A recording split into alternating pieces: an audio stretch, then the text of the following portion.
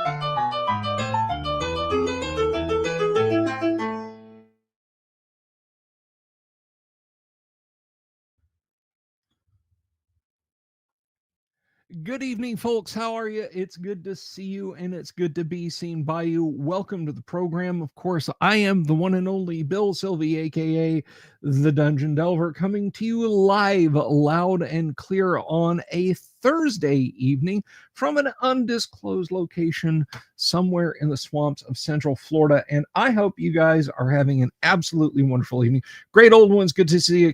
Saint Cuthbert of the Cudgel, Grimhammer. I hope you guys are all doing fantastic. We have got a hell of a fun show for you tonight. I have a favorite guest of ours. He hasn't been here in a hot minute, but he's got an exciting project that is going on right now. It is a Kickstarter that is happening, and it looks Tress awesome, which of course, as we know, is three awesomes. So I'm pumped. I hope you guys are too, and I really hope that you guys are going to be so interested as to want to jump in and back it. Be that as it may, let me ask you a favor. If you haven't already, please do click the subscribe button, click the bell icon for notifications, and just spread the word about the channel, folks. I don't want to put too fine a point on it. I don't want to get down in the mouth about it. Maybe I'll talk about it a little bit in depth on Monday, but something bad is going on with YouTube right now, and little channels like mine are going to suffer greatly. So if you would please spread the word, spread the news, get the word out there, talk about the channel, subscribe, and I would really super duper appreciate that. I super duper appreciate you guys anyway, because if I didn't, I wouldn't do cool stuff like create these replica original D&D sets. That's right. Your eyes do not deceive you. This is not like just a little cardboard sign I made up. This is a replica original Dungeons and Dragons wood grain set. Now let's just zoom in right here real quick on this and take a look at this, guys. I redid the side stickers today. I wanted something bigger, something that looked just a little bit better, so I went with these. These are 95 millimeters by 35 millimeters. They almost take up the width of the box. But the one thing that I discovered in researching how to do these with, of course, I should, like, I did all the lifting here. No, it was of course Matthew Tapp who really did the hard work. But when I was looking at these, there was no standard at TSR on sticker sizes and that sort of thing. So what I think looks as good would have been just as good looking to Gary or Rob or anyone else. So yes, your eyes did not deceive you if you saw on Twitter the giant stack of these today. Let me tell you something. If this intrigues you, if you're wondering, well, okay, that's cool, you've made yourself one. What has this got to do with the price of tea in China? I will tell you right now. If this lights a fire under you, and if you want a chance to make sure I'm not about to start the credits again. If you want a chance to win one of 4 wood grain original D&D set reproductions that I am currently making and very close to being done. They're just a little tiny bit of work left to do on these. Here's what you got to do. All right. No later than midnight tomorrow, you need to click the membership button, become a channel member. You can do that for as little as $2.99 a month, or you can go over to our Patreon and become a show patron for as little as $1 a month, and that will enter you in the drawing, which will be held on Christmas night. That's December 25th, U.S. Eastern Standard Time, where we are going to spin the wheel and we are going to draw for 4 of these sets. That's right, 4 patrons or channel members are going to have a shot at winning one of these wood grain sets. Now, one thing I can tell you is people have asked me, can I buy one of those? Can I just send you money? No, I can't do that. I can't do that because all of these sets are spoken for. I'm only going to give away 4 of these sets as a contest prize this year. Okay. This is the last time I will give away these sets as a contest prize. Your last chance to get these for free is right now. You have to be a patron or a channel member, and you can do that for the lowest tier of support. You can come in and support us for $1, over on Patreon, or for $2.99 as a channel member on YouTube. I can't set that any lower, and I apologize for that, but it's $2.99, and that basically gets you a chance to win one of these. Now, maybe you're somebody out there, not you, and certainly not you, and not you, but somebody out there might be thinking, well, I'll just go in and I'll become a patron or a channel member for one day, and then I'll quit. I'll show him. No, I gotta fail safe. You must remain as a member or as a patron until the end of December. So 2 months. If your budget is really tight, do Patreon. Do Patreon for $1 a month. That's $2. $2. Now, you might be saying, well, I want to increase my chance to win. I'll become a master thief. And that means, nope. Every level's the same. Everybody's got an equal chance. It doesn't double your chances if you become a patron and a channel member. It's like if you go buy a lottery ticket and say you get 10, but you use the same 10 numbers, that doesn't increase your chance of winning. So Shellback says, I can send him money. Okay. No. But anyway, you guys have until tomorrow night at midnight to become a channel member. Now, maybe, or a patron, if you want in on the wood grain sets. Maybe your idea of by 12 o'clock midnight, because you're in the Midwest or out on the West Coast, is later than mine. I do get a timestamp on when you guys joined. Okay. So if you're like, oh, I want to do it, but I can't do it till I get paid at 11:59 West Coast time, I'll see the link. Rabbit asks if I can explain the prize. You're not familiar with it. Okay, what we have here, Rabbit, what we have here is a replica of the original wood grain boxed sets that Dungeons and Dragons came in 1974. Now, it's not to be confused with a later white box, the OCEs. These are replicas of the wood grain box set. Yes, they list percent liar for monster encounters in their lair or not, but they also denote hobbits, balrogs, and ents, not halflings, balors, and treants. Also included in this is a copy of Chainmail, a reproduction of the Chainmail rules.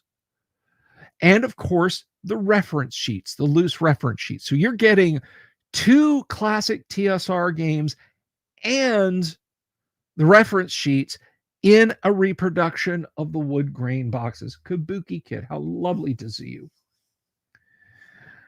This is where it all began. This is the fertile crescent between the Tigris and the Euphrates. This is the let there be light of role-playing games. It's right here. It's right here. So if this is the kind of thing you're interested in, and one thing I want to point out, guys, I'm going to open this. I'm going to show this off here real quick.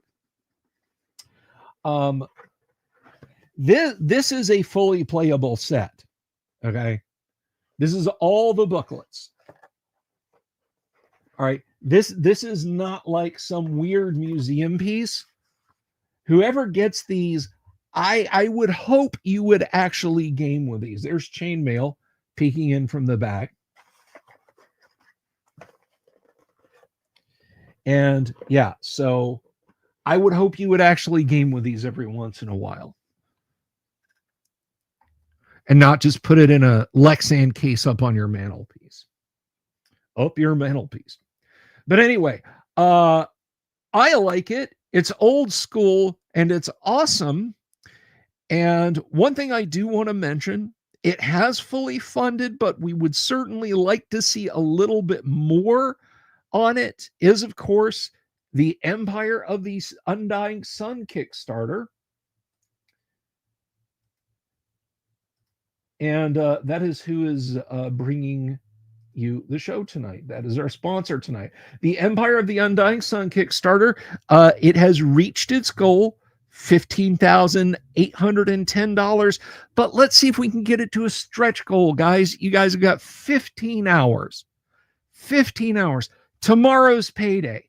Maybe show it a little bit of love. Why? Why should you? Well, because this bad boy right here has first edition AD&D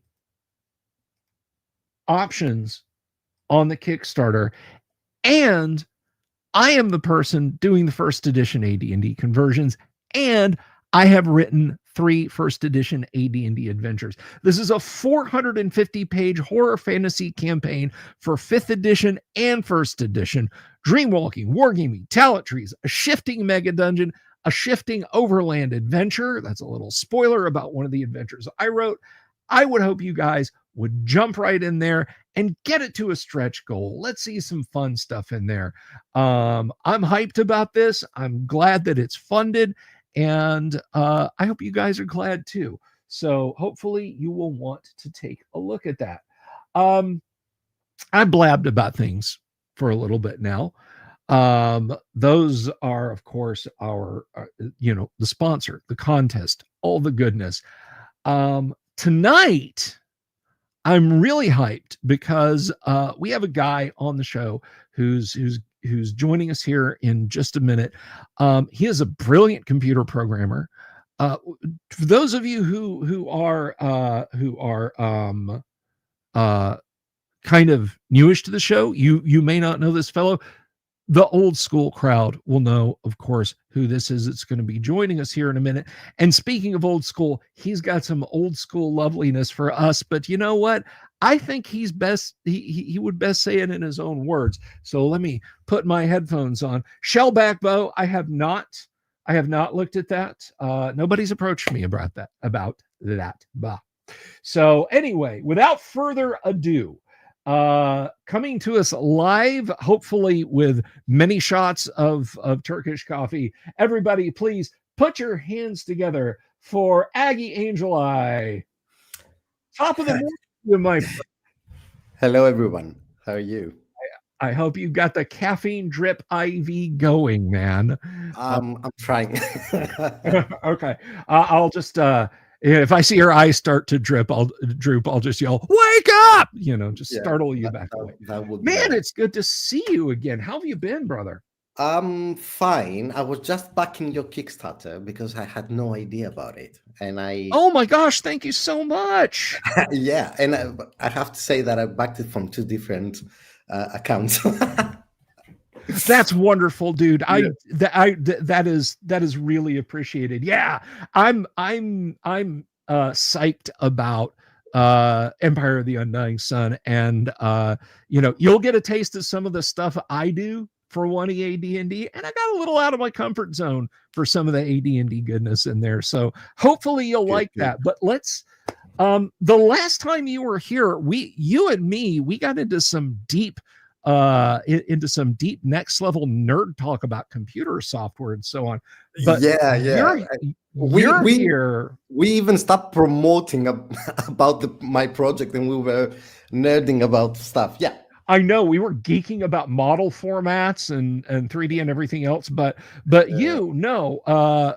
you've rolled up your sleeves. You have, as the kids today say, returned to monkey, and you've got I mean, it's one thing to say. It's one thing to say, like, oh yeah, okay, it's OSR, and that's kind of one of the things that, like, I've been saying about the Empire of the Undying Sun Kickstarter. It's like a lot of people will just say, it's OSR. Oh, in what way? It's old school, and they don't give you anything concrete. But you, my friend, you have dug deep into classic D&D for this Kickstarter. And those of you, of course, who've seen the thumbnail and what all, what we're talking about. But I'm gonna open this up real quick here. But if this is coming as a surprise to you guys, one of the great adventures, not just for second edition, because this bad boy actually made an appearance for 1E, is the dancing hut of the Baba Yaga. So you guys have tackled a real real cracker of an adventure. We're gonna slide that up on the screen, man. So right here it says the hut of the Baba Yaga, the classic 90s D&D module, reimagined for 5e, but also for the OSR. Dude, tell us about it. I'm gonna stop babbling. Tell us about it. All right. Yeah. So it's a long story. Me and Baba Yaga, we go way back because Oh, really? yeah, because it was the last campaign I've ever played as a player before I become a forever DM. And when I played the original, but actually I have it here because I'm studying a lot these days. I think you will be proud if you see this. It's in Okay. in a very bad condition, but yeah. So Hang on. Let me put hold on. Yeah, that is the classic one, man. It was a torture for the whole party. I mean, that module back then, if someone had never played it, I really suggest you go and buy it and play it. It's one of the weirdest things I've ever played in AD&D. But anyway, so I loved it. Then I got to play a couple of times as a DM. And at the same time, although I'm Greek, my grandmother had several books with Russian fairy tales. And Baba Yaga was always in these fairy tales. They were pretty scary for children fairy tales. They were really scary. So over the years, I always had in mind that, 5e players never got the chance to really play. There is a version out there, a free version actually out there. And I thought, okay, let's make it. But since I'm an old school guy, I also wanted to give the opportunity to older players to revisit the hut. So I thought, let's make a remake, like a brand new thing. Okay. So what we are keeping from the original module is the feeling and the obvious fact that the party has to enter the hut and go deep down to this mega dungeon that exists below the hut. That's the only thing we're keeping. Now we're making several changes that we felt was necessary, especially for 5e players. And I'll explain that in a bit, what I mean by that. Okay. So, and then we said, okay, we need to give old school rules 100%. It must be done because it's where it all began. Now, we get that question a lot. What do you mean by OSR? So here's what we are doing, and we did that with our previous book, and it worked really well. What we're doing is that we're giving the quest for everyone. So it's a typical module that explains things, how the party gets involved, what NPCs that they're going to meet. Then we explain each room. Now, wherever we need to give rules, we have two different boxes, two different fields that we explain how you should play that scene if you're playing OSR, and how would you play that scene if it's 5e. But we are not changing in this campaign the whole feeling and what is happening. So we just give the rules of what the players need to roll and what they could roll, and the stats of the monster for each edition. Now with OSR, because it's complicated, and no, it's, I mean, there are different versions. You go all the way from first edition to second edition, let's say AD&D. What we're doing is that we give an AD&D perspective, first edition AD&D perspective, but whenever is needed, we are giving advice, like if you're playing second edition, you should do that. You should go with that non-weapon proficiency, for instance, or you should use that spell. So we are trying to cover from first edition to second edition whenever we can. And for 5e, it's both the new version, the 2024, and the older one. Now, one thing, and this is the first time I'm going to say this, we don't even say it in the campaign out of fear, but one thing we're keeping in this campaign, even for 5e, is how hard this dungeon is and how many players are going to die in this hut. Because, you know, 5e has this this thing, I'm not judging it, but it has this thing that it's almost impossible to die. You have to make really stupid decisions as a character. Yeah. Right. Yeah. People will die a lot in the hut. we will keep that thing. Like in the 90s module, almost every door has a death symbol. Like it's impossible not to die in the hut. So we're going to keep how hard this dungeon is. But at the same time, what we are trying to do to justify it for 5e players is that we are given a reason it is hard. And we want to make people and the players to, you know, justify why it's hard. And there's a reason it's hard. And we strongly believe that as they are going to play the adventure, they're going to accept the fact that it's hard for that reason. And sometimes you got to run. You're going to close that door that you just opened, ignore the treasures, and move on if you want to stay alive. As we say in the campaign, and then I will end my rant. No, you're here to rant, man. Yeah, I know. So as we say in the campaign, basically the biggest difference from the previous module is that in this version, Baba Yaga is again trying to become immortal, and she's trying to become a goddess and all these things. But the twist here is that Baba Yaga draws her powers from watching others suffer, grow desperate, and become frustrated. So she has this control room. She's trying to lure in adventurers into her hut just to watch them suffer and grow desperate. So she wants them to suffer. She wants them to have a really hard time in the hut. And she might even resurrect them as they go, because what she needs is to watch them through her control room to fail again and again. So the players, they're going to understand that from, at some point, because it's what we call 1,000 days to die. They will keep failing, and they will keep failing again and again until they figure out how they can progress in the hut and find Baba Yaga and beat Baba Yaga. But she wants them to suffer. So it's a very weird dungeon that we're putting together, with lots of funny moments and silly things and hard monsters and hard puzzles and hard traps. That's the overall feeling. We kept several things from the original fairy tale as well, which is not that famous to D&D players. And we are basically, all the monsters we are given in this module, because we have a lot of new monsters, are from the actual children's book. And we took the descriptions of these beings, gave them to our artists, and we said, we need this. So we are putting together something really good.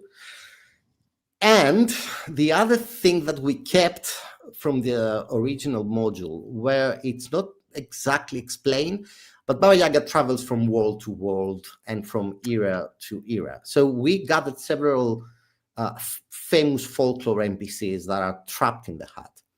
So the players that are going to meet, role-playing, forge alliances, or maybe fight several famous NPCs like Alice in Wonderland, King Kong, Peter Pan. And I don't want to spoil more, but that's the whole concept. So we are giving something that, and we are advertising the whole book as the whole quest book as the weirdest, hardest thing you've ever played. And this is our goal. But at the same time, we're justifying why it's going to be hard. It's not just hard monsters. So that's it overall. Obviously, nostalgia brought us here, and that's exactly what we're doing. Like, we are trying to feel like we're in the 90s again. And it's been a great success. I mean, people loved it. Yeah. You guys have... I can't believe my eyes. Really. I mean, we put a lot of work and a lot of advertising, but yeah, people really loved it so far. Like, it's been 2 days and it's already super funded. Stretch goal unlocked and all these things. Yeah, I know. And I was, because I remember you and I were talking, you're like, I really want to come on the show. And I saw this and I'm like, I really got to have you on the show. And cool. And we got you in the slot. And I'm like, this is going to be right at the start, so people will see it right as it jumps. Yeah, no, it's funded. It's already there. You know. Yeah, but I'm so happy I'm here to talk about it with you. Like, that's why I'm here. Like, I want to talk about it with you. Have you played the original module? Okay. So this dovetails very nicely into the questions. So TSR published the Dancing Hut of the Baba Yaga, the module. And of course, one of the great things about classical folk tales is Wizards of the Coast can't tell you, no, you can't make that. You guys don't own the Hut of the Baba Yaga, boys and girls. But you can do your own take on this. But did you know, and you probably do as a big, huge fan of it, that's not the only published Hut of the Baba Yaga adventure that TSR did. Yes, because yes. There was the 1E module that came in Dragon magazine. Yeah. It was published as an adventure in Dragon magazine. It is hard and also weird and also has funny parts. And that leads me to this question. So broadly, there's a sense of, when you're creating something like this, you've got to kind of, particularly when you're dealing with something that, I mean, we can stick our tongue out and waggle our ears at Wizards of the Coast all we want to, but clearly there is some thin ice you have to tread on here. So did you, when you basically did a clean room implementation of the Hut of the Baba Yaga, for example, did you look at the TSR module from the 90s, your lovingly careworn copy, and the Dragon magazine to say, okay, let's not do that because that'll be directly stepping on this? Or did you just kind of say, you know what comes out, and we'll fix it in post? What was your approach there to make sure that you're going completely unique? I'll explain exactly what is happening. I love the question, and we really struggled with our decision to actually say it or not say it in our campaign, and we decided not to. But let me explain exactly what is happening with the Heart of Baba Yaga, our version, I mean. So I've read the Dragon magazine version, and I've played several times the TSR one. The only thing we're keeping is the weirdness and how hard it's going to be, and the fact that the party needs to go to the dungeon of the Heart of Baba Yaga and fight Baba Yaga. That's it. That's the only thing we're keeping. So it's reimagined, and it's not a remake. It's reimagined. Now, every dungeon master out there has their own world set, or they play in Greyhawk or Forgotten Realms or Dragonlance or whatever. But we all, at some point, have created a world. So my personal written world set that I play with my friends, and I've been building it since I was like 20 years old. It's called Moonstone, and it has a lot of lore and a lot of different aspects. And at some point, I really want to publish it, but I never tried it because I feel like every dungeon master loves the published ones, or they think that their own world set that they created is the best out there. So I don't get that feeling that people will be interested in a new world set for D&D. So I've never published it. But what I love about my world set is that the way I've played it out, and I've been playing it for years like this with my friends, is that the gods of this world, when they created this world, they found chaos, like in the cosmology, like the fight, and they had to fight chaos to get rid of chaos in order to create the world. But they never actually beat chaos. What they managed to do is to imprison chaos, and that gave them the opportunity to create a world. But chaos never left. So the chaos is imprisoned. Now, what they did, long story short, is that they created 9 really weird dungeons that they are called paradoxes in my world set. And the chaos essence, let's say, is trapped in these dungeons with lots of treasures and lots of things. Now, the great heroes of my world set, they've been in these dungeons, they've beat these dungeons, and they took the treasures, and chaos is dead. But that's like let's say, the war of the lands of my world set. Now, with my players, I've been playing in these weird dungeons for a long, long time, and I've written all 9 of them, and they're super hard, super weird, with a lot of chaotic things. And they're called paradoxes, and they're really funny and really hard. Now, since I've decided not to publish my world set for at least another 3 or 4 years, yes, I thought to myself, all right, I'll take all these beautiful ideas that I've played over the years, from the paradoxes, all these funny, chaotic, hard, weird things, and I'll take the best out of them and create a mega dungeon for Baba Yaga out of them. And actually, in the module, we are writing this in the book, we are not advertising it. This version of Baba Yaga is taking place in the Moonstone world set. Obviously, you can play it in any world, but the names of the town and the town folks and the area is from Moonstone. We give some names and some lore. And basically, the Heart of Baba Yaga is one of the paradoxes, is one of the... she has imprisoned one of these chaotic prisons of chaos. So everything in the dungeon is chaotic and hard and weird because of that. So everything is written from scratch, basically. And I must say, it's gonna it's going to be funny and weird and hard, but at the same time, we try to give some lore around Moonstone, because if you remember in the original, basically she comes from Russia. She comes from Right. Earth, and there is a lot of lore. There are floppy disk computers, screens, several weird things in the dungeon. So we are taking advantage of that lore of Baba Yaga, that she's traveling from world to world. And this version of the hat is a part of my personal world set. So basically, it's a remake with lots of our own ideas on why it's weird, why it's hard, and why it's fun. So there you go.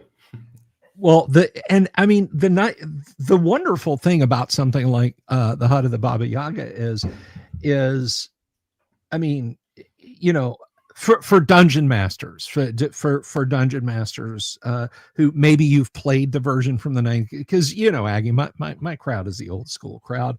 Yeah. But for you guys who played the Dragon magazine or played the later fully published module by TSR, or both, it's the Hut of the Baba Yaga. You know, if you're wondering, well, I mean, is this the same Hut of the Baba Yaga that was in Dragon, or is it the Hut of the Baba Yaga that they published, or is it something completely different? The answer is yes, because it's Baba Yaga. She'll change stuff up if she wants, you know. So and that's the awesome thing about I think about how you've explained this. I mean, and you're right, she does. The hut doesn't just walk from place to place in Russia. It walks across the plains and dimensions and winds up in places. I mean, you probably know this. Some in the audience might know this, but some might not. The dreaded Igwilv in Greyhawk, she's one of Baba Yaga's daughters. Yeah. Gary played that very close to his chest, but Igwilv is one of Baba Yaga's daughters. When, you know, she stopped for a while in Greyhawk and had a kid. So that's why we have the Witch Queen of Perrinland. So there's connections all over the place. So yeah, I mean, AD&D guys, don't be afraid to connect this up with any other version of the Dancing Hut, or, you know, do something wholly different. But I do like the fact that, and you touched on this is slightly wired into your Moonstone campaign. I was teasing you there about, you know, you were saying I haven't decided to publish it, and I said yet. So hopefully this will whet people's appetite, and they'll want to want more of that, and it will drive more, because as much as I love Greyhawk, and as much as many other people love Dragonlance, and many other people love Forgotten Realms, Darkside, we could be here all night naming campaign worlds, there's always room at the table for another well thought out fantasy campaign. So I love the fact that you're not just like, look, this is the 10mm socket of adventures. It fits anywhere. Just do whatever with it. No, I like the fact that you're putting the hooks in there to make this work with a potential published world. One of the reasons we're doing this, and we are given a lot of lore around it, is because although I really love the TSR version, there are a lot of crazy things that are happening in the hut, but you never, if you are a dungeon master and you read the book, you understand why it's happening. But as a player, you never discover why it's so weird in there, and why you have to, like, there is a scene where you open a door and the party are giants basically, and they have in front of their feet Tokyo, and there's Godzilla destroying Tokyo, and they have to fight Godzilla. And that's a hilarious moment, and it's a really tough fight in the book. I personally died in that fight when I was young. Yeah, but I mean, the dungeon master, just because he read the module, every dungeon master would understand why this is happening, because Baba Yaga is constantly traveling from plane to plane just to become immortal, but the player never finds out why. So you go through this dungeon, and same with our version, and you meet all these crazy things, And we wanted to justify why. And we give hints to the players here and there. And all these famous NPCs and famous characters that exist in the hut, they're leaving clues behind for any adventures that they come to help them out. But they have to leave these messages and these, little things and hints that they're going to help the adventurers without Baba Yaga realizing that they're doing it. So everything is a puzzle and everything is a riddle, and so we are giving that perspective that we want the player to get the lore and learn something new out of it, even if it's not from Forgotten Realms and it's from Moonstone. So we thought, why not? Let's keep our world set and give the lore. Yeah. Right on. And I like that. I think that is really, really cool. And this is going to be awesome. There is one thing I wanted to ask you about this, and I looked down through this. I didn't want to spoil anything. I feel like I probably should have at least given you a little bit of a little bit of advanced warning on my question, though.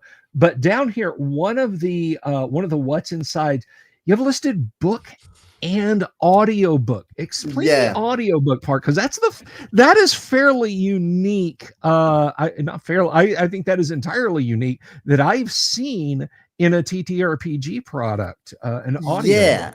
So, oh God. Listen, I'll explain how this happened. By the way, I wanna say something, because it was a huge risk on our side to throw an audiobook for a quest book, right? And for TTRPG and Dungeons & Dragons, it was a risk, because in order to create an audiobook, it's pretty expensive. And especially here in London, where I live, and every studio and every actor are fairly expensive for a reason. So it was kind of a financial risk on our side.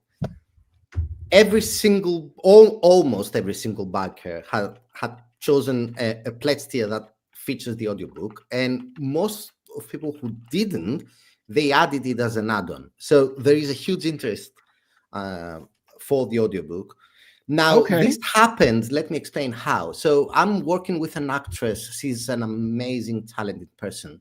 And I worked with her for the trailer of Baba Yaga. So we wanted to, have a voice for the trailer. And it felt amazing, because in the trailer, she describes the hut and how the adventurers approach the hut. And it came to me, and I thought, oh my God, that's nice. Maybe we can do it. So the idea behind the audiobook, the end result, because we are currently recording it, is that we give a lot of different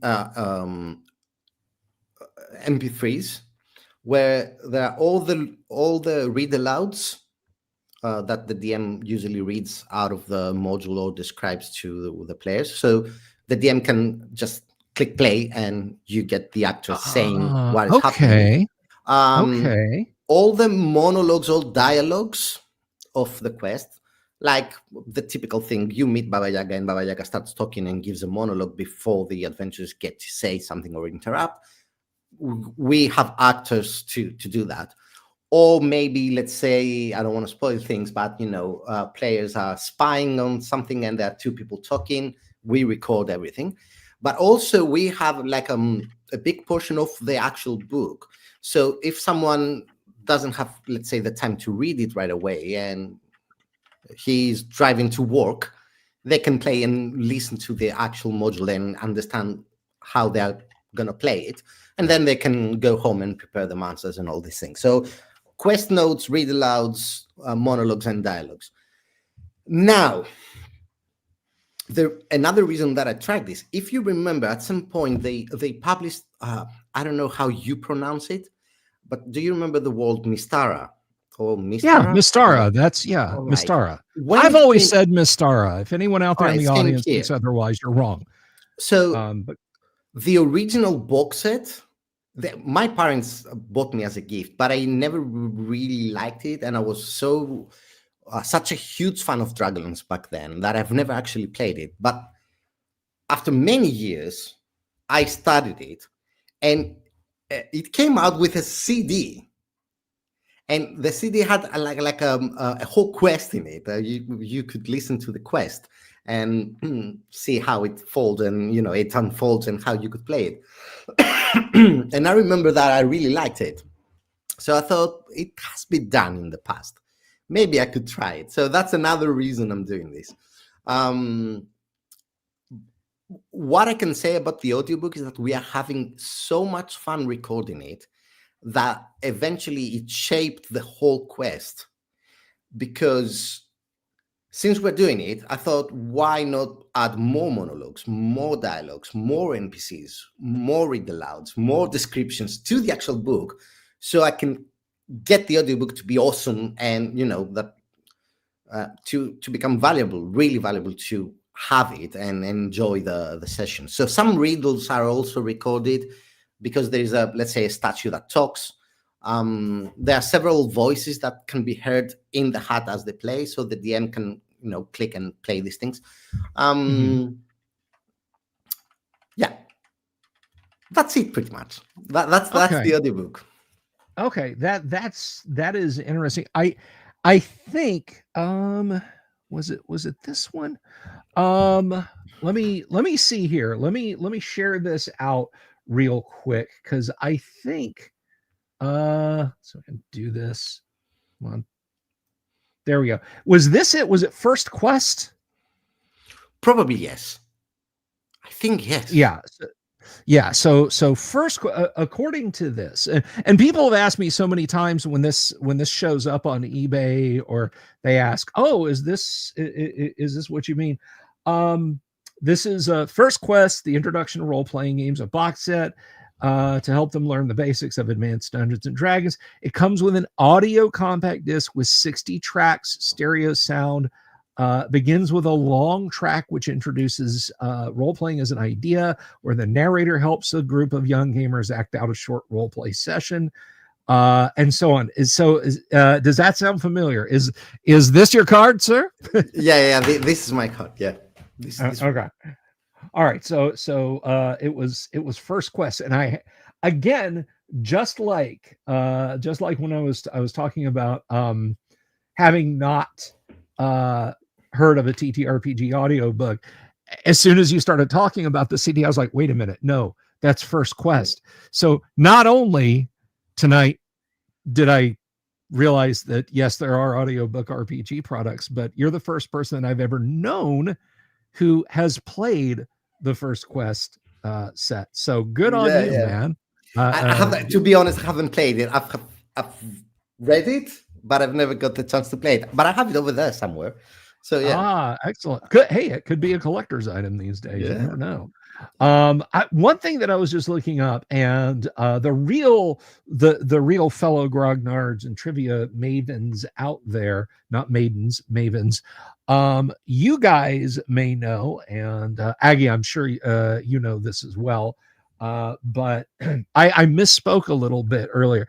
The Hut of the Baba Yaga does appear in the first edition AD&D rules as an artifact, as an obtainable artifact.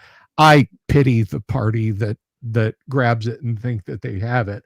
But real quick, just real quick, we'll for our audience who wants a little comparison, wants to maybe see.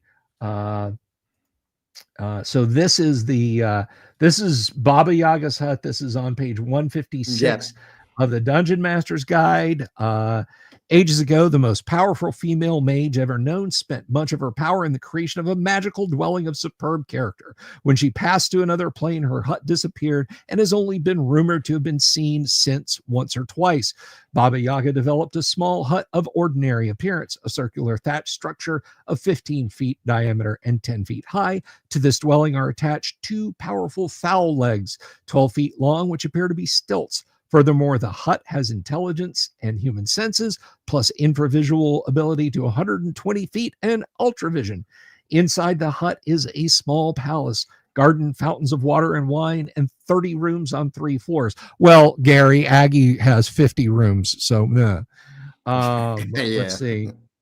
But despite the commodious interior, the bird's legs can move it, etc. So it just kind of goes on, and then it gives some artifact level powers. So for those of you out there who might have been wondering, yes, there is an even sparser description of Baba Yaga's hut there, if you want to do a side-by-side comparison. But personally, my opinion, I think you should back the Kickstarter and get a fresh look on it.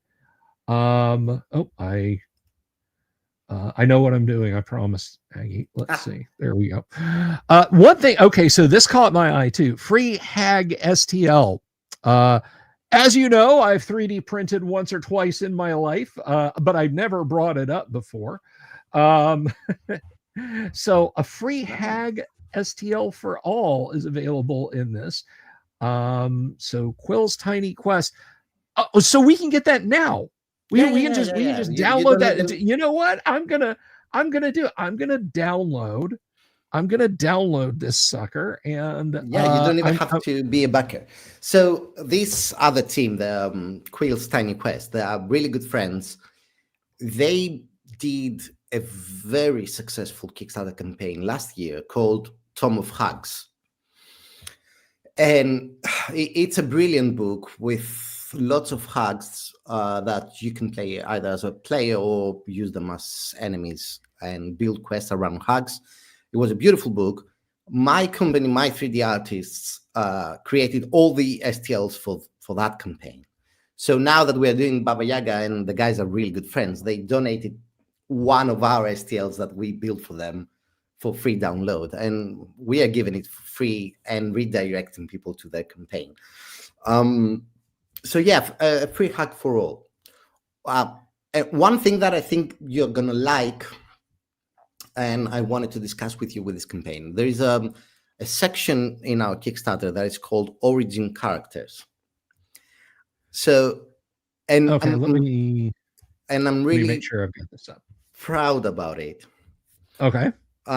So if you see in your left of your screen over there, Origin Characters. So as I say in the campaign, this is personal. So we did this mostly for ourselves, and it started as a joke, but we thought, we've seen from other campaigns that people like to get pre-made characters, plug and play characters.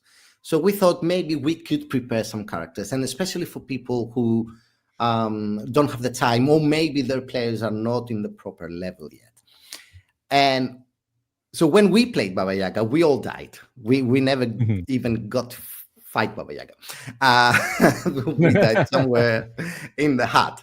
And so what we did is that we asked the artists to sketch our characters from the 90s, the actual characters that we used when we went to the hut. And we created these characters, brought them back to life. So now in this new dimension that Baba Yaga comes back, if you want to play, you can play it through the eyes of our party and use these characters, who they meet again after a long time, and they go into the hut for revenge. So if you decide to play our module with these origin characters, each player will get a character sheet, either for OSR or, and that will be AD&D, by the way, or 5e. And these characters come with agendas, backgrounds, and they've been in a different hut, but they've been in the hut of Baba Yaga in the past. They know a few things, they understand a few things, and they're going in. Now, if you don't decide to play with the origin characters and you decide to play with your own character, you will get a slightly different version where you will meet some of these origin characters in the hut either way, and you get help from them. So they're either imprisoned in the hut if you play with your own characters, or they're going for revenge if you choose to play with them. And as I said, each one has their own agenda and why they're going back and what they want to achieve by going back. So it's a mystery. And I mostly did that, and I spent the money for the art and the extra work to create them, and build something beautiful, mostly out of nostalgia and mostly for as a tribute to my friends, my brother, and the guys we were playing back then. Absolutely. But people really loves it, and they get it, and they understand what is happening with the origin characters, and we get a lot of questions about them. And yeah, and another Easter egg is that the characters resemble the real life persons. Like the guy you see over there is my brother. If you see a picture of my brother, he's exactly the same. That's cool. No purple eyes, but he looks exactly like my brother. The Minotaur over there used to be my character because we were playing in Dragonlance. So the Minotaur is me. Yeah, but it is what it is. Yeah. So we are going back to the hut. We are alive again. Yeah. No. I think that's awesome. I love those touches in classic D&D when you'll read a spell like Melf. Well, how do we get Melf? Exactly. Male elf, it's one of Gary's kids. I love stuff like that. I love the meta that goes into games, and I think this is a lovely touch. You bringing in and remembering your old group in there.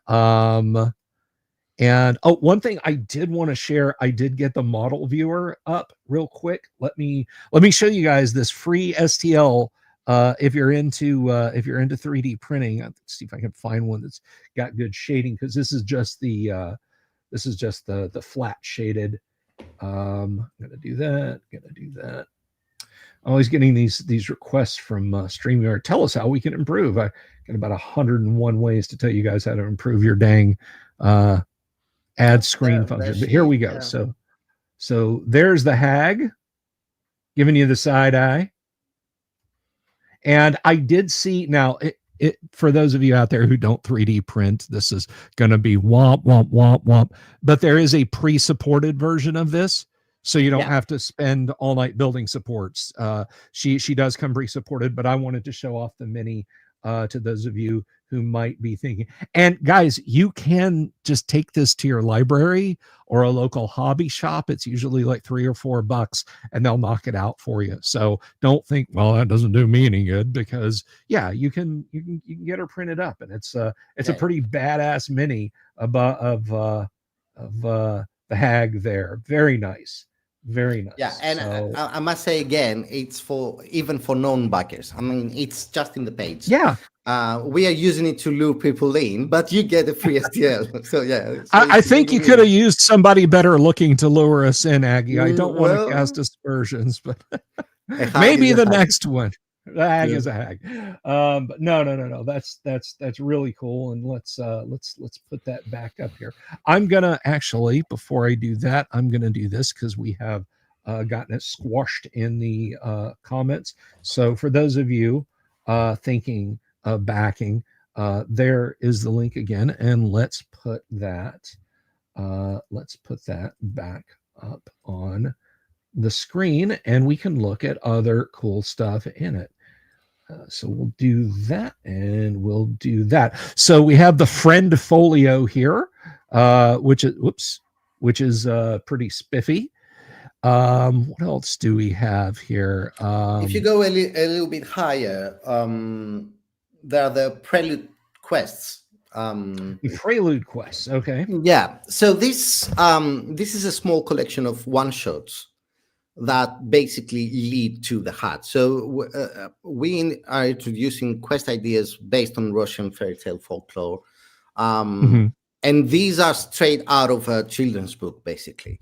So really famous fairy tales in Balkans and Greece, where I am from. We thought that, Baba Yaga is a mid-high level campaign. So many people would like to play some quests before they go there. And meet several minions of Baba Yaga and servants of Baba Yaga, fight some monsters, get some experience, and then that's why we call it the path to the hut. But even if you don't intend to go to the hut, you can play these quests. When we started, there were 3 quests. Now there are 4 quests in this book because we smashed the stretch goal. And there's I don't have it here with me, it's upstairs and I cannot go, but there's a certain a Russian fairy tale book that I have, and we are changing them a little bit to fit the D&D set, but there are actual fairy tales that we are remaking in D&D quests for this one. And this comes as a zine collector's mini book, like an A5 small book. Okay. I must say, obviously I love them because they're mine and I need to promote them. But now, like after months of working on this project, I really enjoy writing this down and creating the art for this, even more than Baba Yaga at this point. Like that, I really love them, and they could be a campaign on their own. But we thought, let's bring it in and create something really big for this campaign. So that's that. Obviously, VTT maps and on and on and on. So that's the whole campaign, basically. It's the book, the audiobook, the prelude quest, the origin characters, and the VTT maps for people who play online and they want like the digital maps too. Because it's a mega dungeon, you need maps. If you're not playing in the table and you don't want to draw or anything, you can get the maps. Or you can get the maps and print them, whatever. That's right it. On. That's the whole campaign. Just that. So I gotta this is an interesting question because we actually I was lucky enough to talk to Risa about a project she's got going on, and one of the things that she was saying, particularly for TTRPG creators elsewhere in the world, I mean, obviously you want to hit the biggest audience you can, but with all the chaos with tariffs and stuff like that, have you found that to be like something that's tripped you up now with things like that kind of going bonkers?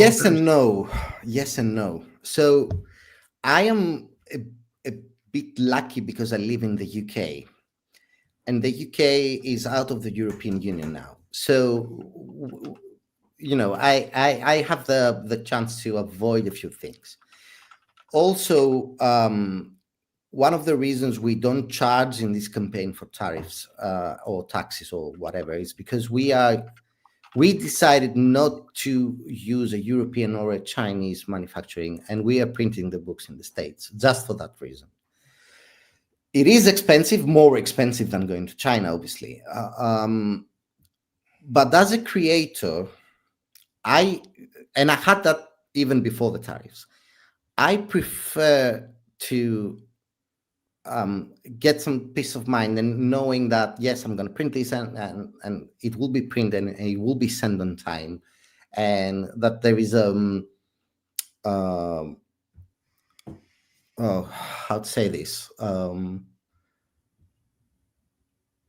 that there's a customer service that I can talk to if there's a problem. And I usually choose smaller companies to do the fulfillment rather than going to a big factory in, I don't know, Germany or Greece or China or whatever. So I always choose smaller companies to fulfill the campaign, even if it's more expensive and I lose money.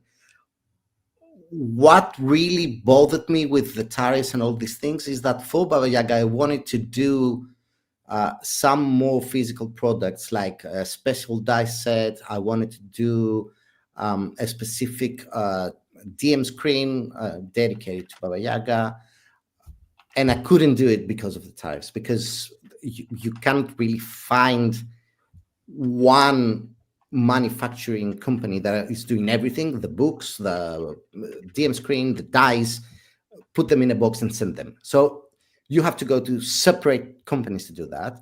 That's extra shipping for the backer.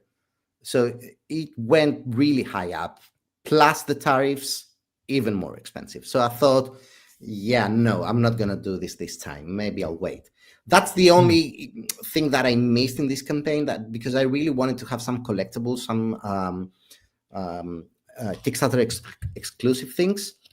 But I went only with printed books, basically. It's the book, the prelude, the older books that we've done in the past that we're giving in this campaign as well as add-ons if anyone wants them. So it's mostly books, and I get to print them either in the UK and ship them to Europe, or in the States and ship them in the States, Canada, and Australia. But yeah, it's getting expensive, but it feels to me that the community understands that. They know what is happening, and they understand that we have a lot of expenses. And that's a thing that I want to say, and I'm sure every creator has that in mind. The fact that people see a really big number in the campaign, like $45,000, that's not our income. We have a lot of expenses to do that. Like it's sometimes it's not even half of them. Yeah, exactly. And I've talked to other creators about this before, and obviously I've not done a Kickstarter. Maybe I will someday if I think there's something I've done that people might care to see, but I don't think that's the case. But I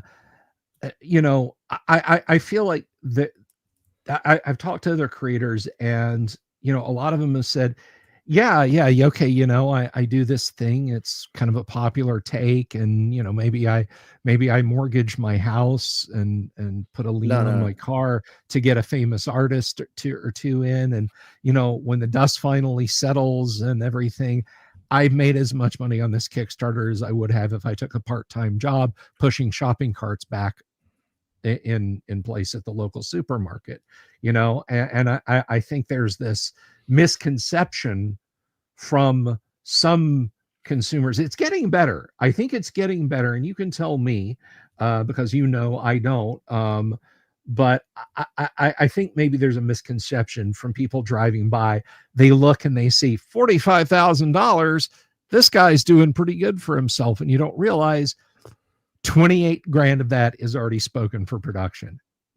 Just crack, it's just gone.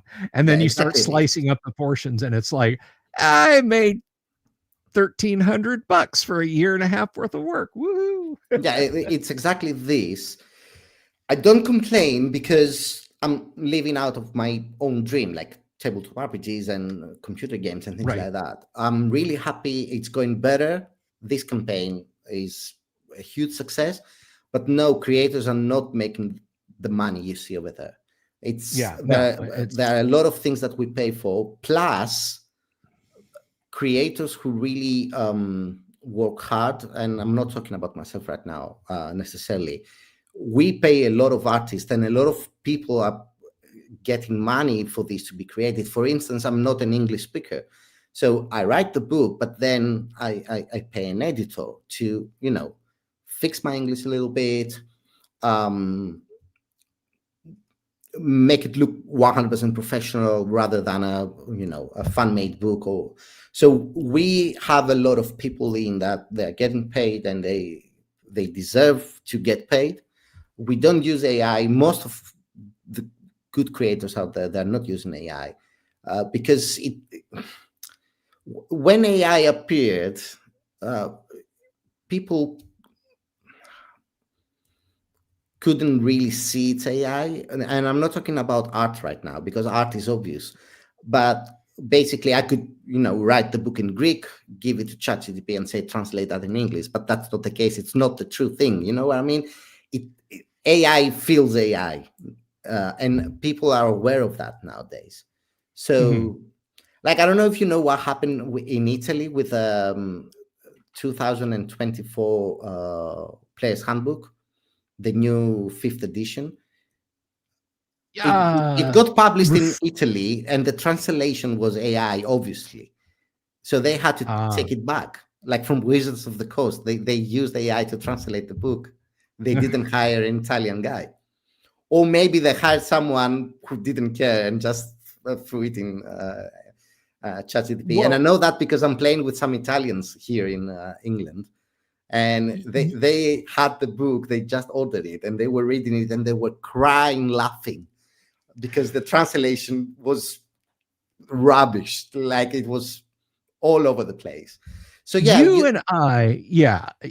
but you and I both know full well that Wizards of the Coast probably gave this person a next to impossible deadline, and then flipped the script on them and said, oh yeah, we never told this person to use AI. It's totally their fault. We hold ourselves to the highest standards. Yeah, I am entirely certain that that's what went down. And I can imagine it was quite the it was quite the funny moments for your Italian players. They should definitely hang on to that, though. In 20 years, that's going to be worth probably $3 or $4 grand. Of course, to collectors. They do.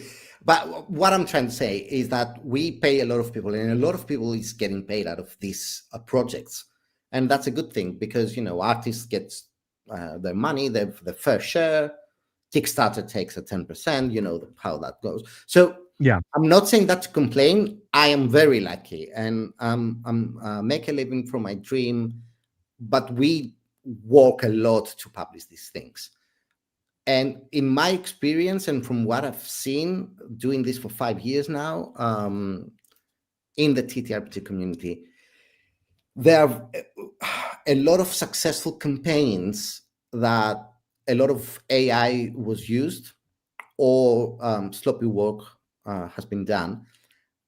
The campaign was successful. The creator made a lot of money, then delivered something that it wasn't really good, and then they failed. They cannot launch again any successful campaign. So you have to be 100% professional and give something that makes sense, at least. You know what I mean? So it's a lot of work, but it's a damn good work. I mean, I'm so happy doing this. But yeah, it's going really well. Good. I'm glad, and I think you should be proud of it. I want to talk a little bit about your team. I know it's just you here tonight, but I want to talk a little bit about your team. You know me, I love good TTRPG art, and I, with rare exception, I don't think there's any truly awful human-made TTRPG art. I'm going to put you on the spot, and I really this is where we should have worked on something in rehearsal, but that's fine. Do you of the art, like when I've done stuff in the past, and I have had a few things published, and I've seen people put art to it, I will get flashes where I'm just like, that is breathtaking. That is so what was in my mind's eye, or that wasn't in my mind's eye at all, but you've created something now that is my default vision of what my words were. Do you have any choice pieces in this grand adventure of yours that really just speak to your soul in terms of fidelity, how well they depict the setting? Yeah, so I'll share a funny story. So the artist who is doing the illustration behind this project is a guy that I met 3 years ago, and we've been working together since. We've never met in person. It's an internet collaboration. He's part of the team. We always work together. Whenever we need 2D art, he's doing it. Now, his name that I'm going to pronounce really poorly is Palamarchuk Mikhail. He is, I think he's Russian, but I'm not 100% sure. Now, you would ask me, how on earth do you work with someone for 3 years? You pay him 3 years now to do art for you, and you don't know where he's from. And so here's the thing. He got introduced to us from another company as a fantastic artist, and he is a fantastic artist. So I sent him an email explaining what I need, and he replied with one word. And that one word was accept. So the guy doesn't speak English, obviously. He translates everything. And he is, if you see our chat dialogues, he replies with one word, maybe two words, like, yes, I agree, money, get paid, invoice. It's a one-word discussion on his side. So when I told him that the next project is called the Heart of Baba Yaga, and he said, say no more, I know what to do. It was the first time that he used a whole sentence to me. And I'm like, yeah, the guy is probably Russian from the name, you know? So I sent him some visuals from the children's book I have. And I said, I want these monsters to be translated into D&D. And he said, oh, I'm growing up with these monsters like 30 years now. I know what to do. So basically in this project, I didn't even have to give really detailed brief because the guy grew up with these fairy tales and he knew exactly what to do and how to portray that. He's a D&D player for sure, I know that. So I sent him some images of the old books and from the fairy tales books that I have, and I said, this monster and this monster. I sent him some pictures of my older party for the origin characters, and I said, this is it, start creating. And from the first few drafts, I realized that he has a vision and I better shut up and let him do his work without me saying, without me putting marketing in it, like do that way because maybe it will sell better. Or so he had complete freedom in this project and he nailed it. And whenever I was, taking a draft or a final piece, I was like, yes, this is it. And overall, this project, because it's the most successful project we've ever done by far, it feels like all pieces came together without too much effort. So that's one thing I'm really proud about, the art. The guy is doing an amazing art. And that's why, although it's not going to bring any money to us, to the contrary, we're going to lose a lot of money. The stretch goal we are about to hit in 40K pounds, which is around $50K dollars, is more art. So once we hit the stretch goal, I'm going to lose a lot of money because I'm going to pay the artists to do more art. But I think it deserves, I really want this book to be a masterpiece. And I see it as something to, I'm investing for the future because I really want this to be cool. So the art is one thing that I'm absolutely proud about. And it's not me, it's the team. I didn't even give like specific instructions. Now, another thing is the testers, because when I brought all these things together from my own world set to create the hat, we played a lot to see how it goes. And they really help with the flow and they really pitched in their own ideas. Like maybe this could be like this, or this could be like this. Another really important work that has been done from the team was the research for all these famous NPCs that we're putting in. Research for two things. One was how we can bring them in a D&D session. Like, okay, you bring Alice in Wonderland in a D&D dungeon. Why? So we read a lot, we researched, my team, they researched a lot and they gave me really good advice on how to create this book and bring these characters in. And the second part of the research was to see if they are in the public domain and if we can use these characters in the book without any copyright. And it's funny because the original module has some characters like Gonjila, there's the Terminator in the 90s book that are not in the public domain. So TSR just published it like that without even taking permission or whatever. So the team really helped, and they always help. And sometimes it's not only the help you get for the book, but as you know, we own a virtual tabletop, like we are a software company. And doing a book and leaving the rest of the projects to write the book and trusting to your team that the whole software thing will go on successfully without you being there constantly, it's another part of how the team is helping, because the guys for the RPG Stories VTT, they're doing an amazing work without me these days, because I'm working with Baba Yaga and promoting Baba Yaga. So yeah, the team plays a huge role, and I wouldn't be here without them. I love them all. Yeah, they're absolutely fantastic. Also, the STLs from Helen. She's a really talented young girl. She's just 22 years old, and she is better than most of us. I'm saying that because when I was 22 years old, I didn't even know who I am and what I'm doing and what I want to do with my life.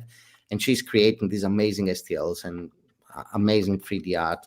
And she's also doing some of the maps that we have in the book in 2D art, because she also sketches.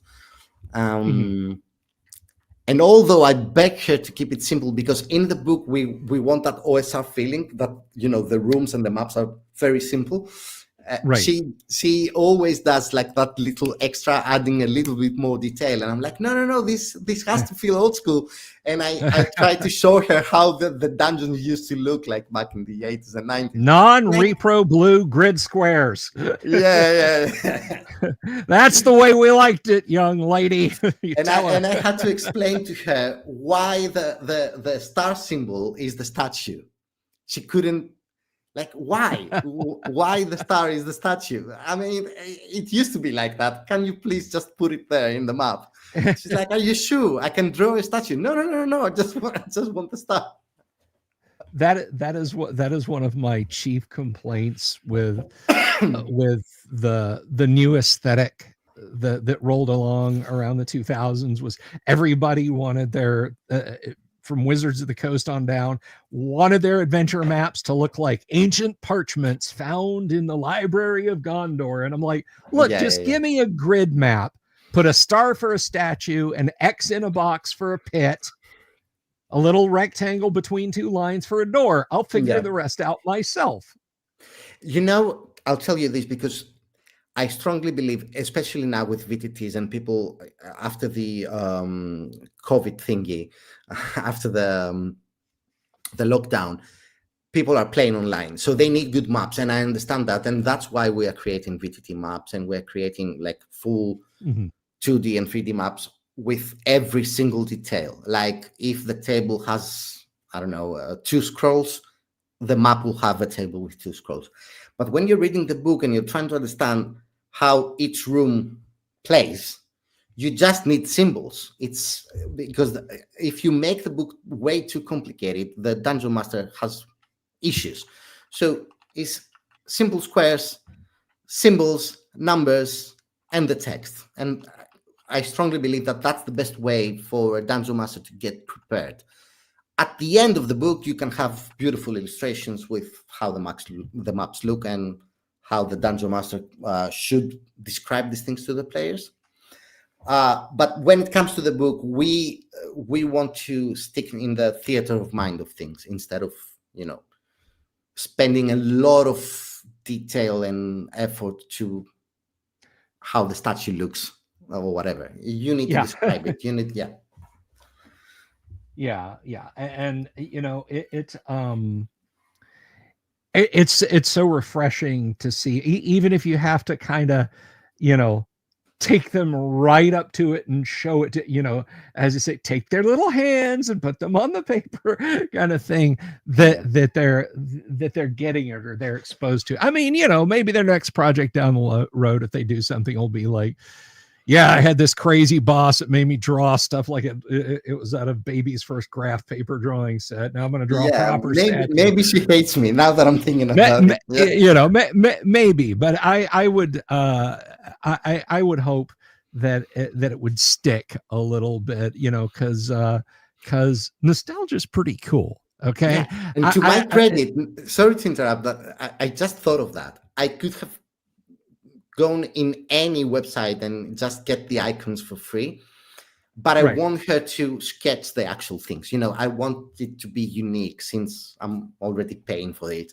So yeah, it has like a 2025 aesthetic, but we are keeping the old school for the in-book maps. Good. That's wonderful to know. So that we were talking about VTT and about that sort of thing. I've got to ask the questions. Will there be an asset set for VTT for a certain VTT program that you might be familiar with? So we are giving all the maps, the whole dungeon, and the exterior of the hut in UVTT maps. So UVTT means Universal Virtual Tabletop. So it's a special file that you can load in any major VTT like Roll20, Foundry, Ober, Fantasy Grounds, cool. And our own VTT, RPG Stories, where you load the map and it's ready with all the walls and all the dynamic lights and the fog of war ready to plug and play. But we're only giving the maps in this campaign. We don't give the actual module. The reason for that is in order to prepare the module in its entirety for Foundry or Roll20, it's a lot of work and also has a little bit of coding in it. And either way, we know that the community is going to do it by themselves. We also had a collaboration in our previous campaign, the Necromancers of Monastis, if you remember, which is a unique class with their own spells. We tried it. We did publish the Foundry version of it, and it's successful and it's going well. But we did it after the Kickstarter because it could become complicated to publish, and we never want to risk failing the backers. So it's the VTT maps. You get the PDF if you want, or the book. You can read it. The maps are ready. So you have 95% of what you need to play online. The only difference is that you don't have the PDF in Roll20. You have to open it in another tab, but that's it.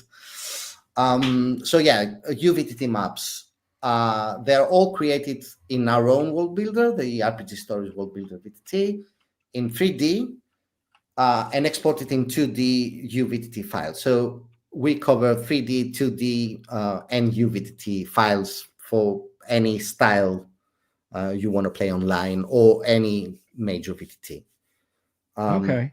And so I might be a little bit unfair because the UVTT file is universal. Basically, most VTTs use it, and we only show the icons of the 4 major ones. Maybe we support a lot more than those, but we didn't research it. So maybe there are other VTTs as well that we support, and I'm not aware.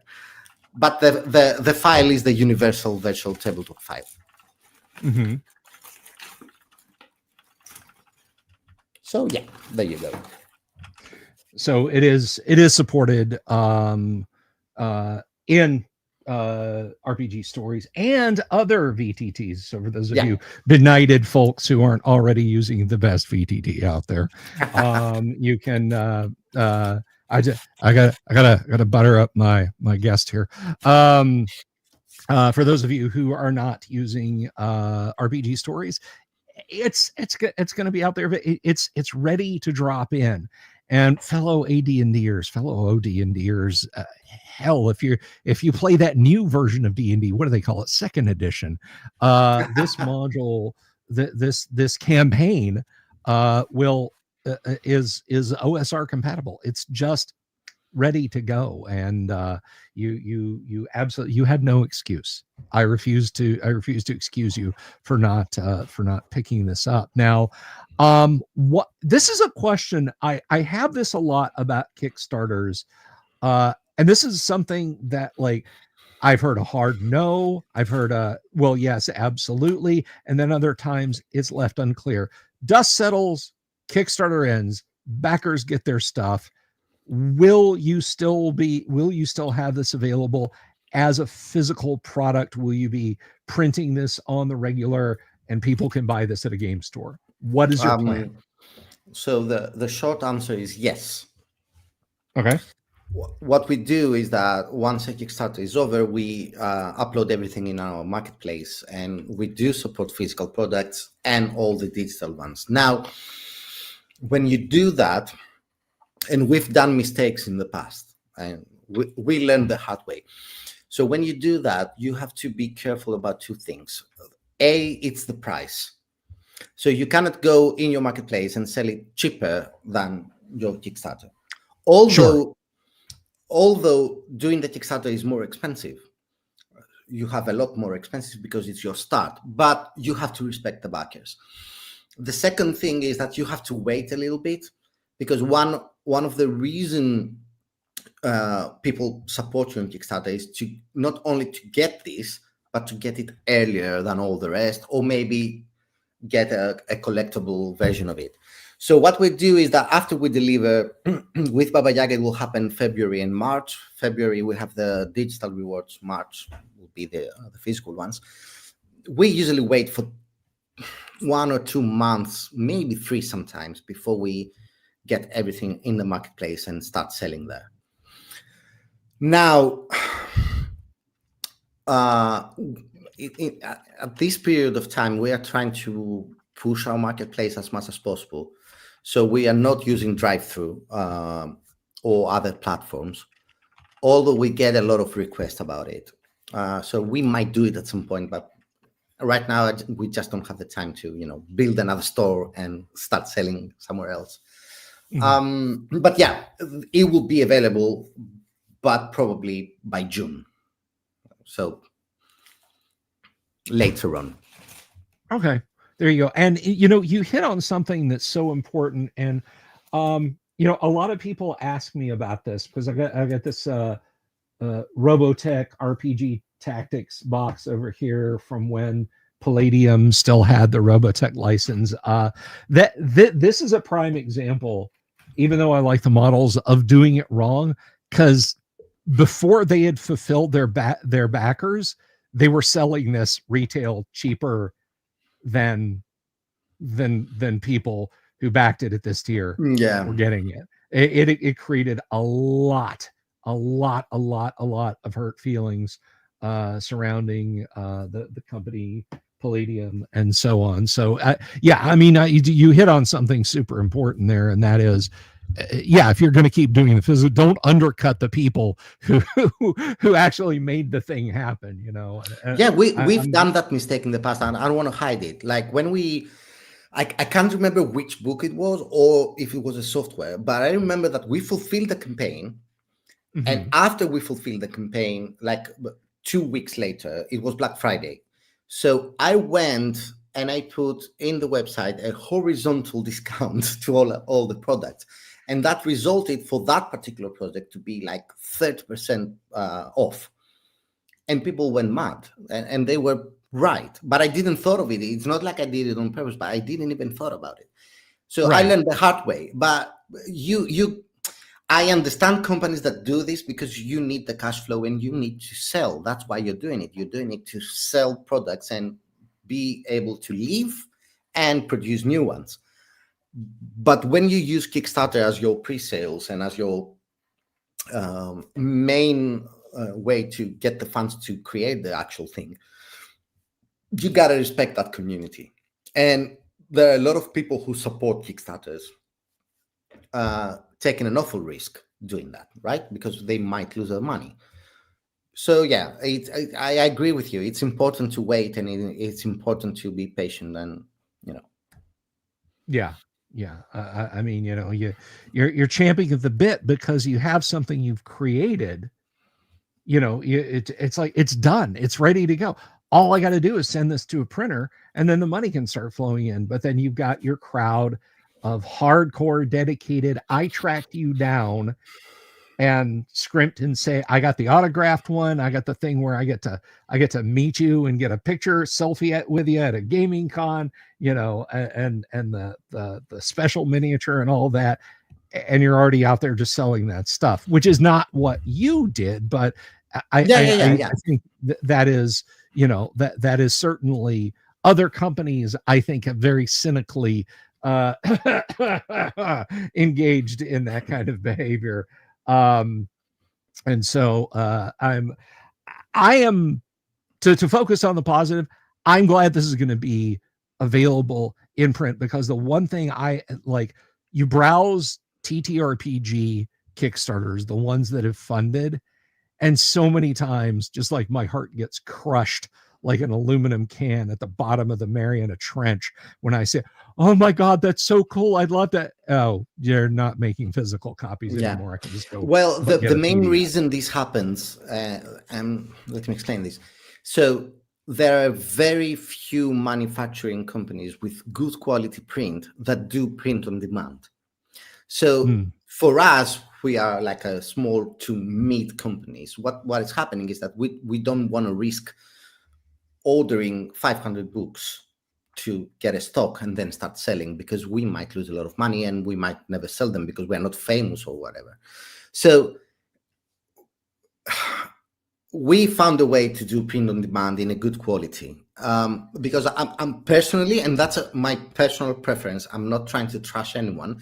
I don't really like how the print on demand from drive-through prints. I don't feel it's like the quality I want to sell as, well, as Brave Alice. So I was researching. They are a bit expensive, obviously, but I found a print-on-demand service that I'm really satisfied with. So that's what we're doing.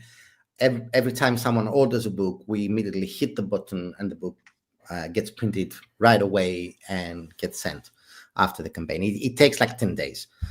But that's why teams are struggling to give physical products outside of the Kickstarter, because it's very expensive. And it's not only expensive for us, it's also expensive for the buyer, because you have to order so many books and risk it. Yeah. And that's, I think in this day and age, it's going to get worse, but I think that is something that has been, endemic to an industry that has tried to live in a laid back beer and pizza gamer mentality and be an industry at the same time, sort of live in both places, because you've got cases like you probably know who I'm talking about here, GDW. They created Traveler and Twilight 2000 and so many other great games, Mark Miller. And in 1990, when Saddam Hussein invaded Kuwait, the idea was that, well, we're going to be at war with this guy for a year or two, it's going to be this. And so they had a game called Gulf Strike, I think. And they printed up tens of thousands, because this was going to be on everybody's mind for ages to come. Well, 100 hours later, and their army had folded, and now you've got game shops returning orders to them. That killed them as a company. They had all this stock and nobody wanted to buy it, because this whole war, to people's mindset at the time, didn't bear up under examination from a wargaming standpoint. So they, that killed them. So the danger for small companies of doing that, as you say, of not of having to say, okay, we'll bet the farm and we'll print 1,000 of these. It's really real. I reached out to a small publisher of a mech game, giant robot anime themed game that I had seen a few times in a store, and asked if they were ever going to to put the game out again. And the gentleman contacted me later. He's like, wow, I never get email on this except for spam. I can't believe somebody emailed me at this address asking. No, I'm not. But if you'd like to buy everything we ever made, if you just want to buy it and just buy the whole concept off of me, make me an offer. And I was like, no, thanks. No, thanks. Yeah, exactly. Yeah. So there was a guy who got caught in that same thing. So I'm glad you were able to find a print on demand that does to the quality that you ask. Yeah. You need, so basically you need to make these your day job. and I'm not saying this, to brag. It's not easy to do, and I took the risk to do it. And the fact that I'm doing well, it's by, I don't want to say pure luck, because we are putting a lot of work. But you know how things are. You have to be lucky a little bit. If you do this your day job, it means, and that's my biggest problem in this field, is that when you own the company, you end up to stop creating, and you do the marketing, and you do the research to find the proper manufacturing companies, and you do the taxes, and you pay your employees, and you stop creating. And basically that's the main reason we started publishing books and not only software, because I wanted to create. Because when I started because I wanted to create products and give them, not run a company. And I ended up running a company, and I was like, I want to write something. I want to create something. And this is how I started publishing quests and, books and things like that. Mm-hmm. And I managed to do that because it was my day job, and I had the time, and back then especially the time and the capital to actually give it a shot and try it. So I get why some creators are stuck, and we didn't start making physical Kickstarters for 3 years. It took us a long time to master how to do it. It's not that easy.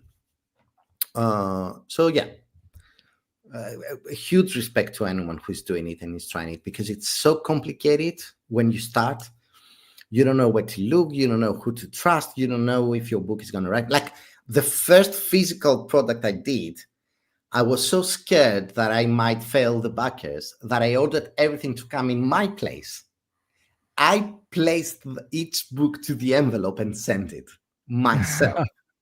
The guy here in the post office, because I was going with boxes full of books, they hated me because they had to take each book, scan each book, and I was the stupid guy with, I don't know, 500 books waiting in line to post them, because I didn't know how to do it, and I spent a lot of time and a lot of money to do it, and I lost a lot of money. Now I know, but it's not that easy. And then you become a publisher, and it gets complicated. Yeah, and I think there's a mindset of push button, receive money with Kickstarter. It's just like, I can write an adventure, I can have this done next week, and then I think most crash and burns on Kickstarter are just that. But you bring up an interesting point, and this is something a friend of mine who started a Kickstarter, which fortunately did get funded eventually.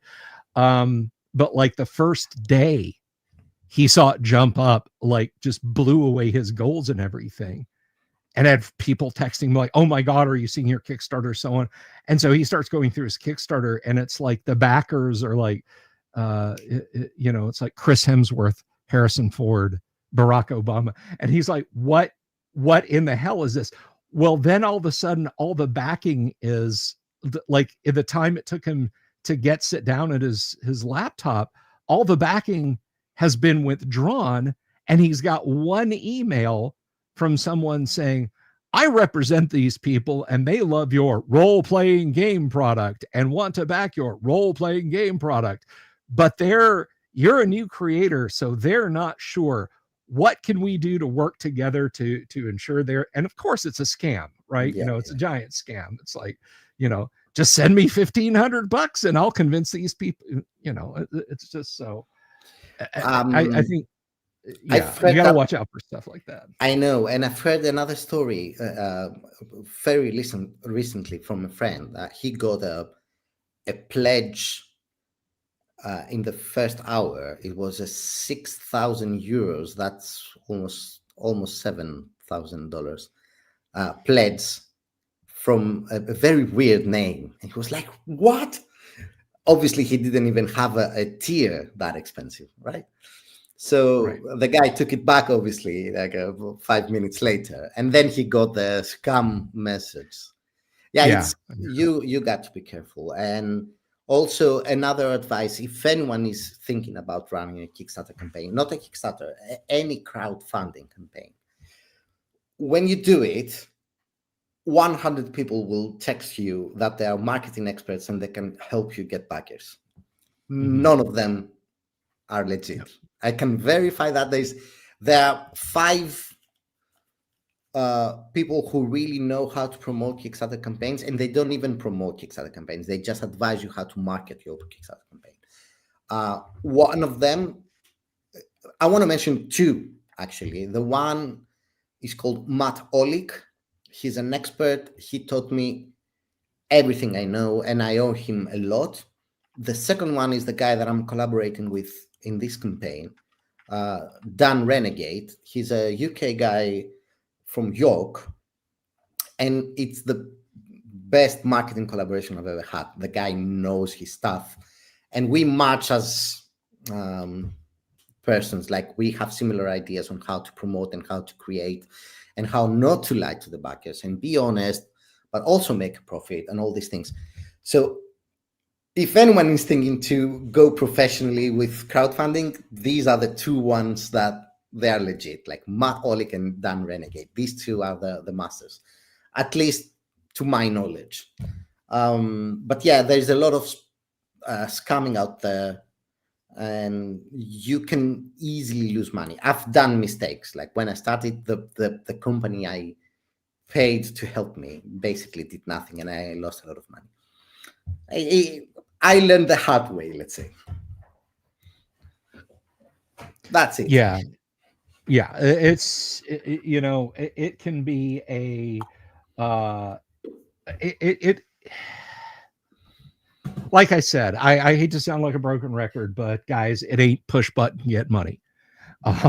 Here's a guy, Aggie, who's put heart and soul into it. And I mean, probably better than I, but this is a joke that any veteran of TTRPG creation will make there's 2 jokes. How do you make $2 million creating tabletop RPGs? You start by investing $4 million. Yeah. And the other one is, you too can make tens of dollars a year in the exciting world of tabletop RPG creation. But again, to shift back and focus on the positives, one thing I love asking this because it puts you on the spot, because you always go, but you almost always bounce back from it. Is there going to be more? Are we going to see a return to the hut of the Baba Yaga? More additional, not necessarily like added tiers or anything, but future development, future add-ons to it, more rooms not found yet. So you mean in the future? Yeah, in the future. I don't know. So I don't really. Yeah, you got me. I don't really like that idea. So my OCD basically is that I don't want the backers to think that, oh, it was successful and now he's trying to make money by making a remake. And if you check my personal social media, I hate the fact that Hollywood is only making remakes. Like, write something new, please. We need new content. So I'm not a big fan of going to part 2 or part 3, but, and this is the only time that I've ever thought about it. If I see, and the same thing happened with the Necromancers of Monastis, who this necromancer class is from Moonstone, again, from my own role set. So if I keep seeing interest in that part, and since the whole chaotic, funny, hard dungeon that is the Heart of Baba Yaga is taken from my world, I might do something similar. But what we do in this campaign, and that I can answer, is that we tell people to post about it, and for each backer we are taking from other backers, like referral backers. We're gonna add more events and more small rooms and things like that in the hut, and we call that project Expanding Dungeon. Like, promote the dungeon, and we're gonna make it bigger. But going full on in a new campaign, no, I don't think so. Okay. And So then the next, I'm sorry, go ahead. And since I'm here in this channel, because you are the guy that supported me in my very, very first steps, I'm gonna make like I'm gonna reveal something. I think that my next big campaign that I will truly promote and hunt down and really bleed to publish will be for kids. Will be something D&D for kids. That is very cool. Or That is really, really cool. And when I say kids, I mean toddlers, like early stage of brainwash. I'm thinking about it. I have some ideas. I'm already researching for artists and people who can support it, because right now we're doing fantasy art, and it will be fantasy, but you know, we need another touch. But I really want to do something for really young generations, mostly because I now have a daughter, and I see all these storybooks that are out there, and I don't really like them, and I always wish like, oh, and sometimes we play together, and I'm thinking, how can I make her roll the dice? So I think that my next thing will be something for kids, either book or software or app, or I'm still thinking about it. I don't have something specific in my head, but I want to do something for toddlers. Well, that sounds really, really neat, dude. I think that's pretty cool. And I mean, keeping a toddler's attention on a tabletop RPG, that's going to be neat. I can't wait to have you on the show after you do that and find out how your playtest went. So that's exactly the problem. I'm trying to think of a way that it will be fun and for the kid, but also for the parent, that even if the kid is not actually playing and they are playing in their own way, it will still be fun for the parent, instead of reading again and again Itsy Bitsy Spider or whatever. Right. So yeah, I'm trying to figure it out. Well, it sounds like a lot of fun. You know, you could do worse than to talk to Paul Stormberg about the family events that they do at Dragon Days up in Lake Geneva.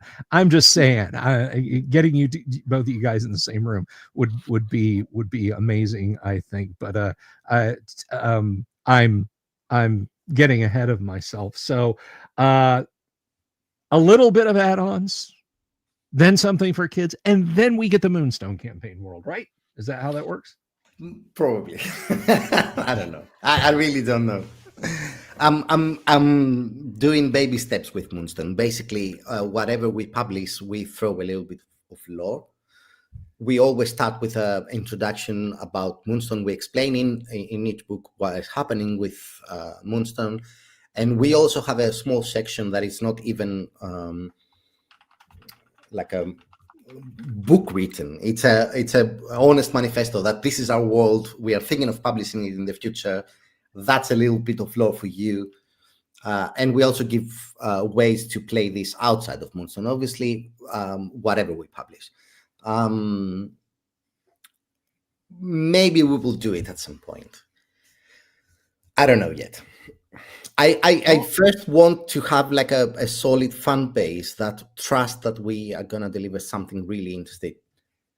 Because so far, that's a lovely idea. Savo throwing ideas. Yeah. The consequences. That's amazing.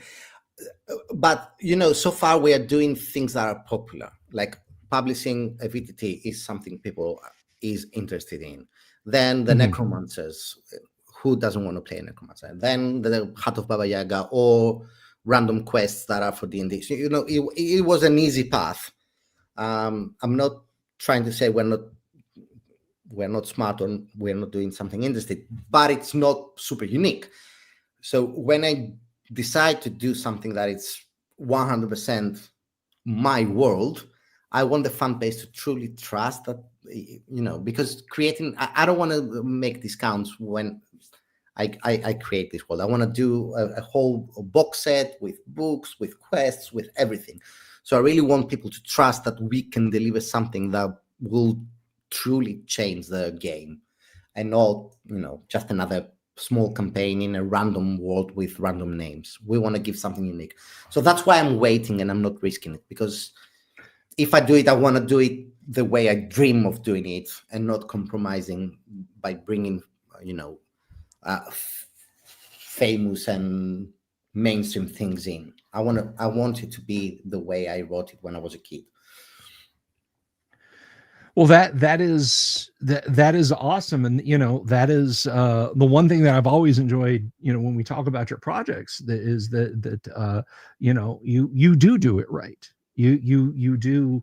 You don't just jump in and do it half-assed, and you do it whole-assed, and I appreciate that.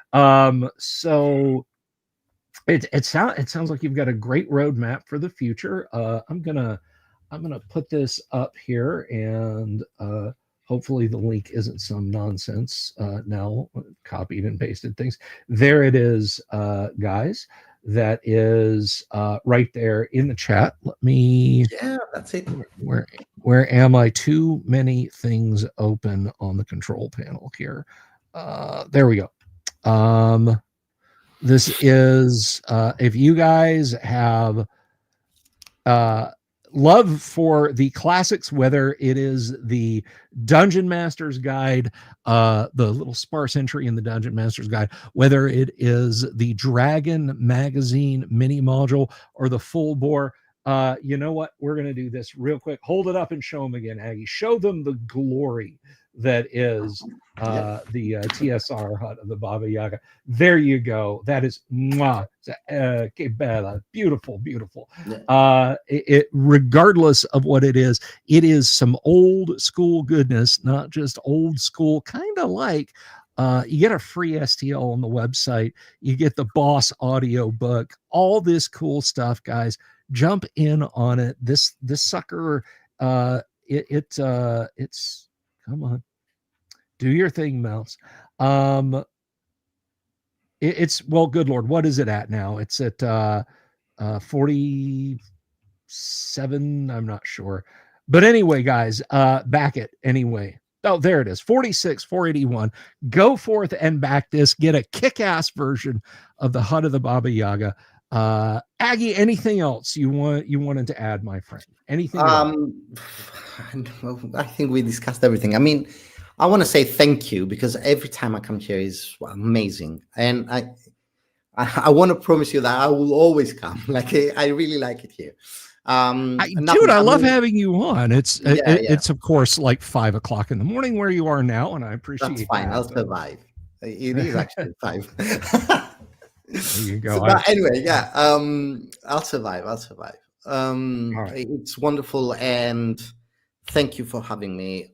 If anyone is listening here, okay, yes, I'm here to promote Baba Yaga, but you should subscribe to this channel, because I mean, your Dungeon Delver is doing an amazing job for you all, and for you, it's just the button. Just click subscribe. It's that simple.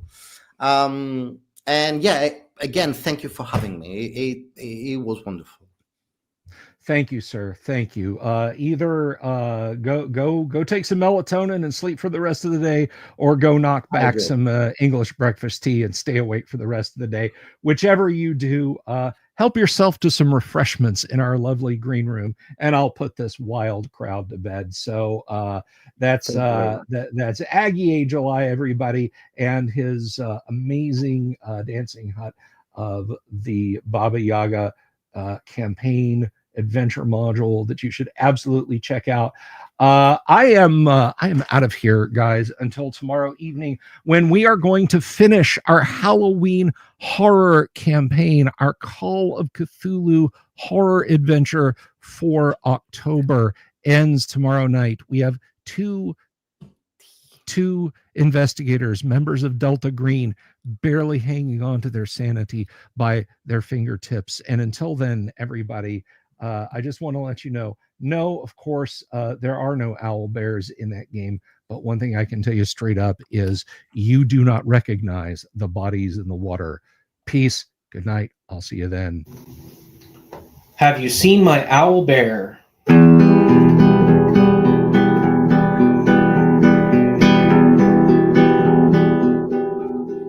Here's to all the weirdos everywhere in the woods and in the air. Have you seen my owl bear? Should I shave off all my hair? Bobs are all around. Some live in tunnels underground. Some are fat, some are rich, some are sleeping in a ditch.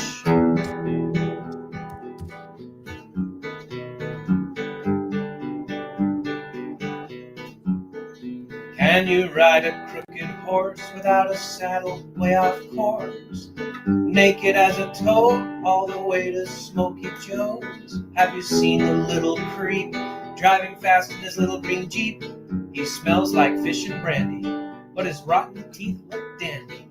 Take me to the show, I don't care if fast or slow. From action flicks to dancing dicks, just take me to the show.